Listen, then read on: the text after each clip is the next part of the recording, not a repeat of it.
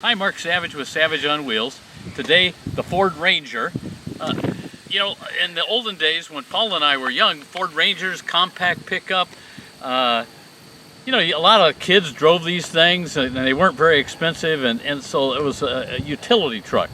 Well, now it has grown. In fact, I was doing a little research online and find out that this 2021 is actually 2 inches longer than an F-150 was 20 years ago, and the wheelbase has been stretched by 7 inches. So it has grown quite a bit. Again, it's a mid-size. They're calling them mid-size pickups now, and there's supposed to be a smaller compact Maverick coming out pretty soon. But this one will go off-road. This is the Tremor package, so it's especially made to go off-road. So because it's the Tremor model, it's lifted a little bit, so it's got a little more ground clearance here. We got the big off-road tires. It's got a suspension system that is tuned for the off-road, and this is the Super Crew, so it's got 4 doors, normal size doors, so people can actually sit in this back end. If you get the Super Cab, that's really just an extended cab version, and there's seats in the back, but it's a little tight.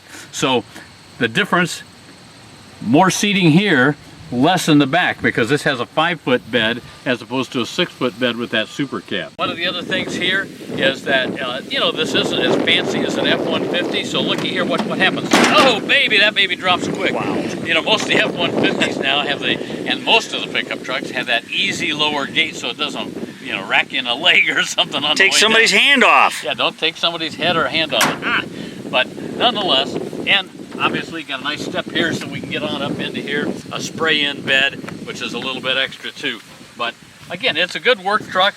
It will haul about 7,500, pull of a trailer for about 7,500 pounds and about 1,800 pounds of payload.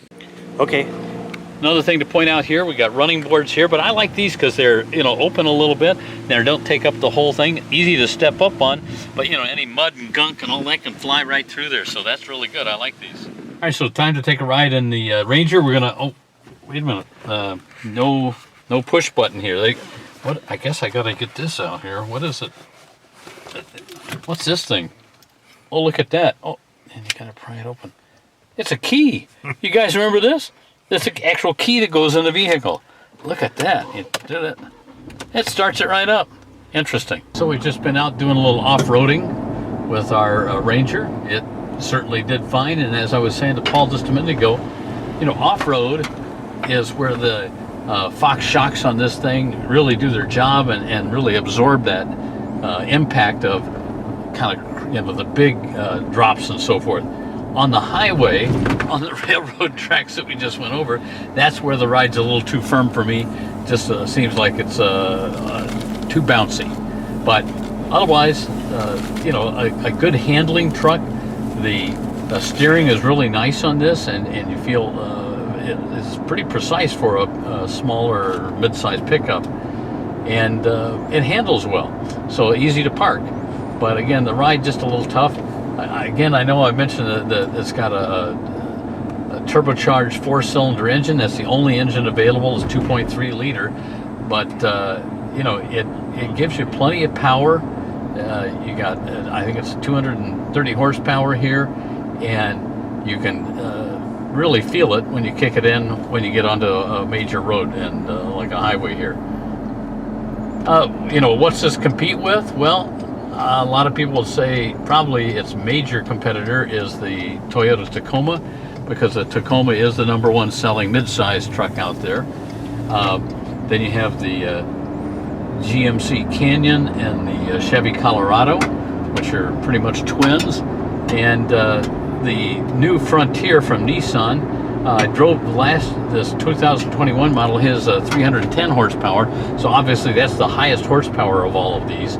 And then the Gladiator from Jeep, obviously a little bit different and obviously aimed more at the real off-road crowd just from its very basic point of view.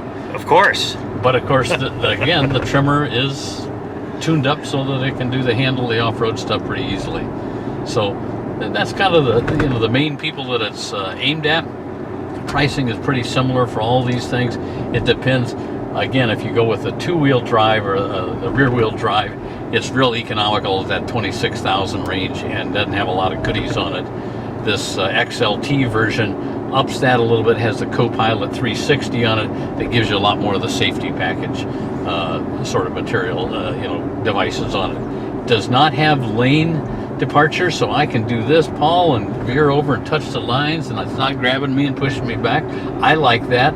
I'm curious, like, why doesn't the truck have it when all the cars have it now? But to me, I think that's a plus. Yeah, one of the other features that you get here in the Tremor is these auxiliary little buttons up here, little levers you can flip. That's for things you can use for trailering, and also if you have the overhead lights, if you're going to take this off-road and go at night and beat the heck out of it, you can flip your lights on from here. So again, a little bit of a plus, especially if you're the off-roading kind of guy that's really going to use this to the max. Okay, so the Ranger, this is the XLT version, and it's kind of the midline. You can get all-wheel drive. That adds about $4,000 to all of the pickups of the Ranger group. The very basic XL version starts at about 26,000. This one starts about 41, so you can go anywhere in between there. And this one with all the goodies on it ends up at about 44,000. So 44,000 mid-size Ranger versus full-size F-150 that's 50 to 70,000.